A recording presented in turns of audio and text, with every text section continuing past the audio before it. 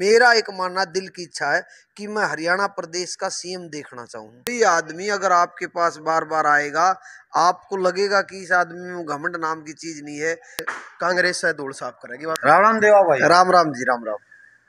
जो आपने वादा कराया था कि दीपेंद्र हुड्डा इतने तो जीतेगा, वो तो पूरा उतर गया है। वो पूरा नहीं, वो तो डबल टेबल 4 गुना हो गया भाई। ये कारण हुआ ऐसा? ये कारण ये हुआ कि जो रोहतक लोकसभा क्षेत्र के लोग थे, उन्होंने मन बना लिया था कि अब की बार दीपेंद्र सिंह हुड्डा को जो जिताना है वो बहुत बड़े मार्जिन तक जिताना है। और दूसरी बात, पहला ऐसा चुनाव देखा है जिसमें 36 बिरादरी ने मिलकर दीपेंद्र हुड्डा बन के ये चुनाव लड़ा। इतनी बड़ी जीत पूरे हरियाणा की 10 लोकसभा क्षेत्र में जो जीत हुई है, चाहे वो कांग्रेस के 4 और जीते हैं दीपेंद्र के अलावा, 5 बीजेपी से जीते हैं, सबसे बड़ी जीत 3,45,000 कुछ वोटों से दीपेंद्र हुड्डा की जीत हुई। ये दीपेंद्र हुड्डा की नहीं, 36 बिरादरी और जो जातिवाद और धर्मवाद की जो राजनीति थी उसके ऊपर एक करारी चपेट मारने का काम रोहतक संसदीय क्षेत्र के लोगों ने किया है। एग्जिट पोल का भी सर्वे धरा रह गया भाई साहब, ये कारण है। ये तो सबका धैर्य रह गया। मैं आश्वस्त था 2 महीने से, और कई बार मैं कई सीटों के बारे में बातचीत करता हूं, और मैं पूर्ण रूप से आश्वस्त था कि जीत होगी।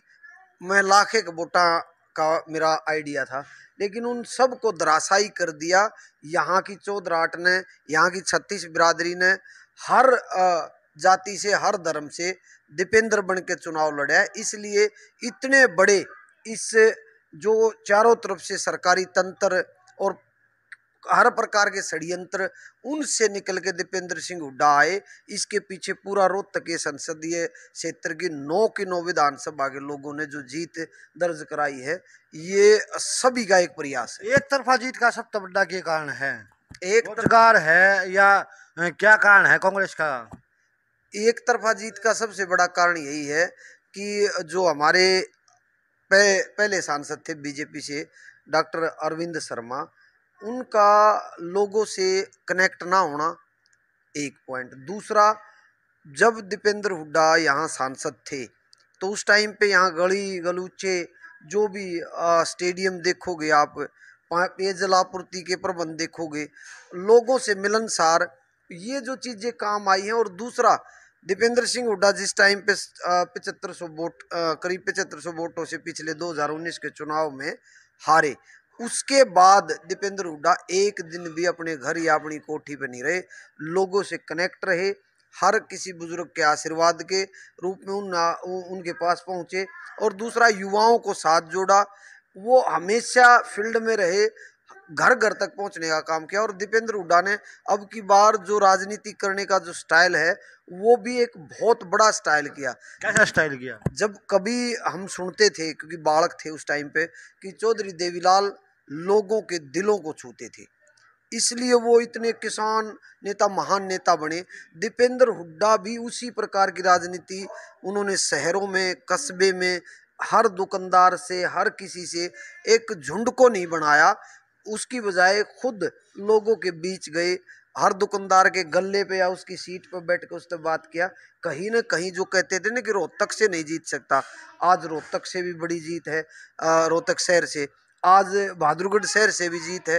ये एक सीधा मैसेज है कि कोई आदमी अगर आपके पास बार बार आएगा, आपको लगेगा कि इस आदमी में घमंड नाम की चीज नहीं है, एक सौहार्दपूर्ण आदमी है, शांतिपूर्ण आदमी है, एक अच्छा आदमी है, तो उसको मन अगर किसी और का होगा तब भी लास्ट टाइम तक बूथ पर जाके ईवीएम पर वो बटन उस आदमी का दबा देगा। और यही कारण बना, जो सीधी अटैचमेंट मिली बनी दिलों की, वो अटैचमेंट ने आज दीपेंद्र हुड्डा को प्रचंड एक जीत दिलाई, दिलों को छुआ। राम राम भाई, धन्यवाद चैनल देखने वाले जोगिंदर नाम भाई। दीपेंद्र हुड्डा की इतनी बड़ी जीत का क्या कारण होया भाई? एक तो शांत स्वभाव, शरीफ आदमी। शांत अरविंद शर्मा ही बतेरा जी ना किसी तो मिल लिया ना कदे मिल लिया ना ईंट ना मारी दबा, कदे किसी तो बूझण भी ना आया, मरा है जीव है। कई कारणों है, कदे कोई किसी के दुख में ना, सुख में ना। मेरा गंग टन गाँव है, मन आज तक अरविंद शर्मा शक्ल तो नहीं देखा कदे गांव में आया बूझ लियो उससे जो जानता भी होता टेन कड़ा है गांव गवांड में आया कौन है एक तो आगे से ज्यादा स्पोर्ट में लगाई हुई कारण है और डिगल में भाई इतनी जीत का की बड़ा कारण है इतनी डीगल तो पिछली बार भी 3200 वोटा जिताया था। अब की बार तो अब की बार आप 3951 वोटों की जीत है, 4000 की जीत मानो। और डीगल में जब सारा संसदीय क्षेत्र में बढ़ी है तो वो एक अंडर करंट था जो इसके प्यार का, इसकी जो शांत सभा है, लोगों को मिलनसार, वो अंडर करंट था जो लोग, मैं खुद अनुमान लगा रखा था। एक टीवी चैनल पे भी यो आया था कि एक यूट्यूब पे भी कि दीपेंद्र हुड्डा जीत रहा है। ये मैंने खुद एक सर्वे के रूप में भी मेरा जो मानना है वो ये है, लेकिन मैं 1 लाख की जीत मान के चल रहा था। उसको भी धराशायी इस अंडर करंट ने कराया कि लोगों के अंदर एक चीज थी। अब कहते हैं कि एक बार जिस टाइम पे बहुत बड़ी राजनीति का खेल की बात बता रहा हूँ, जब किसी राजनेता को उसका इलाका जब इस तरीके से साथ देता है तो उस इलाके में आने वाले समय में, आज दीपेंद्र हुड्डा को हम सांसद के रूप में जानते हैं, दीपेंद्र हुड्डा को हम एक अपने भाई के रूप में जानते हैं। दीपेंद्र हुड्डा को मेरा एक मानना, दिल की इच्छा है कि मैं हरियाणा प्रदेश का सीएम देखना चाहूँ। और जब मैं ये सोच रहा हूँ तो 36 बिरादरी के लोग ये सोच रहे हैं कि दीपेंद्र हुड्डा नई आस है, नई क्रांति है, आने वाले समय में इस प्रदेश का सीएम बनेगा। इसलिए मेरे अंदर जो भावना वही 36 बिरादरी की भावना थी।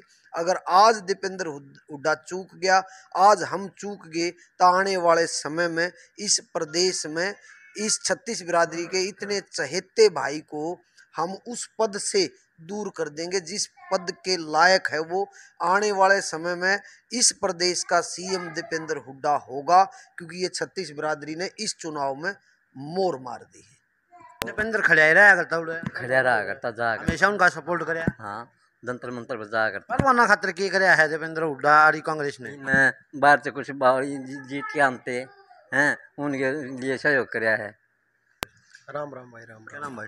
अंकित नाम है भाई। अंकित भाई, जिस प्रकार दीपेंद्र हुड्डा की जीत हुई है उसमें कहीं ना कहीं, चाहे सरपंच की बात करें चाहे कर्मचारी की बात करें, बहुत से वर्ग ऐसे हैं जो दुखी हो चुके थे। क्या उसके बारे में, क्या ये भी कारण रहा है जीत का? भाई जीत यो चुनाव दीपेंद्र हुड्डा ने, अरविंद शर्मा ने इन नहीं लड़ा, यो चुनाव जनता ने लड़ा। अरे नतीजा आपके सामने है, जनता ने लड़ा है, इससे का कारण है। हाँ खुद दिवाली बाद से दीपेंद्र हुड्डा अपने आप को मान के जो वोट डाले जा रहे थे। हाँ, यो चुनाव जनता ने लड़ा है। सार्वजनिक काम आ गई तो दीपेंद्र हुड्डा ने, आप पैसे मान लो युवाओं के लिए विशेष रूप से दीपेंद्र हुड्डा को रोजगार के प्रति कितनी आस? दीपेंद्र हुड्डा पूरी आस रोजगार के। भूपेंद्र हुड्डा मुख्यमंत्री थे जब रोहतक चमका के छोड़ा था, तब फिर उसके बाद से जब अपने माननीय खट्टर जी मुख्यमंत्री रहे तो रोहतक पे धूल धूल जमी है वहाँ, तब कांग्रेस से धूल साफ करेगी।